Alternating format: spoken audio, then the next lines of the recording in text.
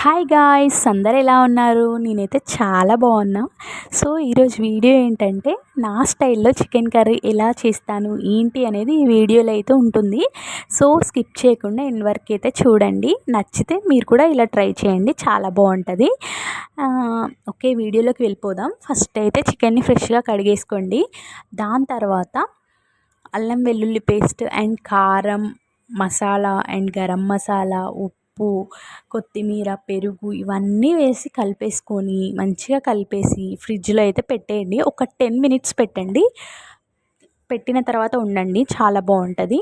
And stove on చేసి కళాయి పెట్టేసుకొని కళాయి హీట్ అయిన తర్వాత ఆయిల్ అయితే వేయండి. ఆయిల్ కూడా హీట్ అయిన తర్వాత అప్పుడు ఉల్లిపాయలు అండ్ పచ్చిమిర్చి వేసి అవి మగ్గిన తర్వాత టమాటోస్ ఉంటాయి కదా, టమాటోస్ని గుజ్జుగా పట్టుకోండి. ఆ గుజ్జుగా పట్టుకున్న దాన్ని కళాయిలో వేసి కారం, మసాలా, ఉప్పు ఇవి వేసి కలిపేయండి. అవి మగ్గిన తర్వాత చికెన్ని యాడ్ చేయండి.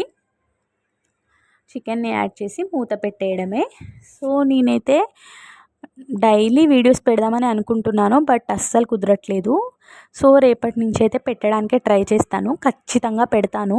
కుకింగ్ వీడియోస్ అని పెట్టాను కానీ బట్ అసలు కుకింగ్ వీడియోస్ అనేది పెట్టట్లేదు కదా. సో రేపటి నుంచి పెడదామని అనుకుంటున్నాను. లాంగ్ వీడియోస్ అండ్ షార్ట్స్ పెట్టాలి, అస్సలు పెట్టట్లేదు ఈ మధ్య అసలు వీడియోస్ అనేది. సో ఖచ్చితంగా రేపటి నుంచి పెడతాను. మీ సపోర్ట్ నాకు చాలా అవసరం, ఇలానే సపోర్ట్ చేయండి గాయ్స్. ఇంకా ఏ వీడియోస్ కావాలో కామెంట్ చేయండి, ఖచ్చితంగా నేను చేస్తాను. డోర్ మ్యాట్ వీడియో ఒకటి పెట్టాను కదా, మా రిలేటివ్స్ అయితే ఫుల్ వీడియో కావాలండి, అది కూడా ఖచ్చితంగా చేస్తాను, నేను చేసి పెడతాను. అంతే గాయ్స్, చికెన్ కర్రీ అయితే రెడీ అయిపోయింది.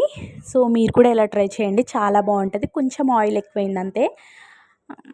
చికెన్ టేస్ట్ మాత్రం అదిరిపోయింది. మీరు కూడా ఇలా ట్రై చేసి కింద కామెంట్ చేయండి. నచ్చితే మాత్రం ఒక లైక్ అయితే కొట్టండి.